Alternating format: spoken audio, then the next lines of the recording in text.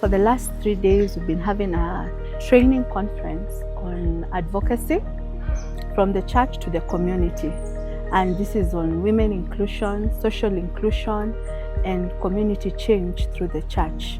So we have had community champions, paralegals, volunteers coming in for training. We're equipping them with skills on how to conduct an advocacy campaign, create momentum, sustainability. The seminars impacted me so much in the area of community. I understand that now the communities are the people who come to church and they undergo many challenges.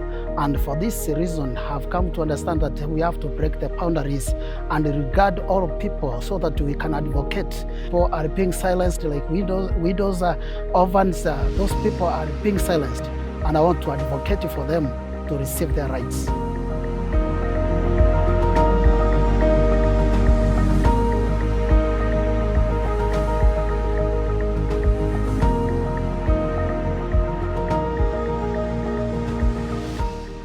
The sustainability was the most important bit of this training because it allows them to be able to continue beyond the project.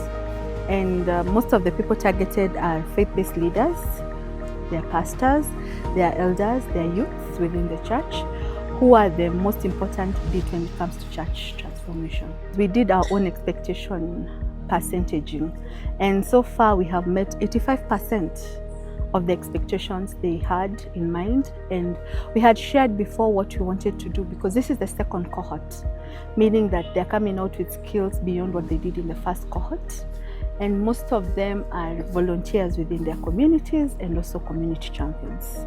And we are counting on them being TOTs, trainers of trainees in the regions and in their churches. So most of them are from FPFK. There are those who are not from FPFK also. We have some Muslims and we also have some other churches who are here. So most of them, we are counting on them being trainers of trainees for advocacy and system. Right now we are targeting on system change. Why is change not happening despite all the activities that we are able to do, especially when it comes to women inclusion and leadership? So if they are able to influence change, then we are sure that in the next coming elections, in the community elections, in the community leadership forums, they'll be able to elect women. Say no to gender-based violence, say no to child marriage, Inuka, Dada. And I feel that when I go back, I'm going to be a taste to those people who need the taste of this life, and I'm so grateful.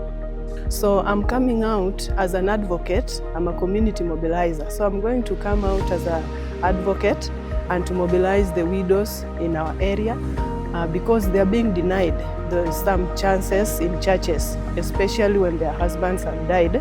They are denied those chances of prayers, and they don't have even leadership chances. So this is a very good opportunity that I'm going to tell the widows that they have the right to be leaders, even though they are widows, but they have that right, especially when they have that gap of not having their husbands around.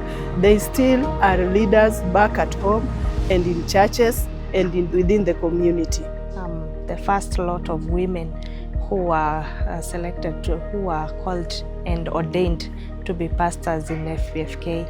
So I've been a pastor for the last 3 years in FPFK Gando Church in Nairobi region, and I've been here and I've learned a lot. Being the first women to be pastors, it has not been easy, but we are going out there to tell other women that they can. They can also lead in the church. They can also do what men are doing. And some fear that they cannot be good leaders, they cannot become pastors.